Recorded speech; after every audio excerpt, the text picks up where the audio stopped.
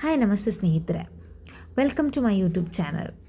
ನಿನ್ನೆ ಸುಮಾರು ಬುಧವಾರ ಮಧ್ಯಾಹ್ನ ವೇಳೆಗೆ ಉಡುಪಿ ಜಿಲ್ಲೆ ಕುಂಬಾಶಿ ರಾಷ್ಟ್ರೀಯ ಹೆದ್ದಾರಿ ಬಳಿ ಒಂದು ಭೀಕರ ರಸ್ತೆ ಅಪಘಾತ ಸಂಭವಿಸಿದೆ. ಈ ಅಪಘಾತ ಚಂಡಿಕಾ ದುರ್ಗಾಪರಮೇಶ್ವರಿ ದೇವಸ್ಥಾನ ಬಳಿ ಸಂಭವಿಸಿದೆ.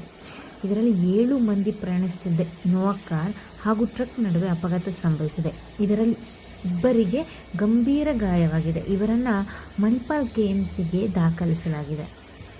ಕಾರಿನಲ್ಲಿದ್ದವರು ಮಧುಸೂದನ್, ಭಾರ್ಗವನ್, ನಾರಾಯಣ್, ವತ್ಸಲ, ಅನಿತಾ, ಚೈತ್ರ ಮತ್ತು ಡ್ರೈವರ್ ಫೈಜಲ್ ಎಂದು ಗುರುತಿಸಲಾಗಿದೆ. ಇವರು ಕೊಲ್ಲೂರು ಮೂಕಾಂಬಿಕಾ ದೇವಸ್ಥಾನದಿಂದ ಕೇರಳಕ್ಕೆ ತೆರಳುತ್ತಿದ್ದಂಥ ಗಾಡಿ. ಹಾಗೆ ಟ್ರಕ್ ಮಹೇಶ್ ಮತ್ತು ಇವರು ಹೊನ್ನಾವರ ಮೂಲತಃದವರೆಂದು ಗುರುತಿಸಲಾಗಿದೆ. ಕೋಟೇಶ್ವರ ಪೊಲೀಸ್ ಠಾಣೆಯಲ್ಲಿ ಈ ಪ್ರಕರಣ ದಾಖಲಾಗಿದ್ದು, ಈ ಘಟನೆಗೆ ಸಂಬಂಧಪಟ್ಟ ಹಾಗೆ ಮಾತನಾಡೋದಾದರೆ ಸ್ನೇಹಿತರೆ, ಇದು ಒನ್ನೆ ಆಗಿರೋದ್ರಿಂದ ಸಾಮಾನ್ಯವಾಗಿ ಎಲ್ಲ ಗಾಡಿಗಳು ವೇಗವಾಗಿರುತ್ತೆ. 95% ಈ ಕಾರ್ ಚಾಲಕನ ತಪ್ಪಾಗಿದ್ದರೂ ಒಂದು ವೇಳೆ ಟ್ರಕ್ ಚಾಲಕ ಕಾರ್ ರಿವರ್ಸ್ ಬರುತ್ತಾ ಇರೋದನ್ನೇನಾದರೂ ದೂರದಿಂದ ಗಮನಿಸಿದ್ದಿದ್ದರೆ ಈ ದುರ್ಘಟನೆ ಸಂಭವಿಸುತ್ತಾ ಇರಲಿಲ್ಲ ಅಂತ ಅನಿಸುತ್ತೆ ಸ್ನೇಹಿತರೆ. ಇದರಿಂದ ನಮ್ಮ ವೀಕ್ಷಕರಿಗೆ ತಿಳಿಸೋದೇನೆಂದರೆ, ಸೇಫ್ ಆ್ಯಂಡ್ ಡ್ರೈವ್. ನಿಮಗೋಸ್ಕರ ಒಂದು ಜೀವ ಮನೇಲಿ ಕಾಯ್ತಿರುತ್ತೆ. ಇರೋದೊಂದು ಜೀವನ, ಅನುಭವಿಸು.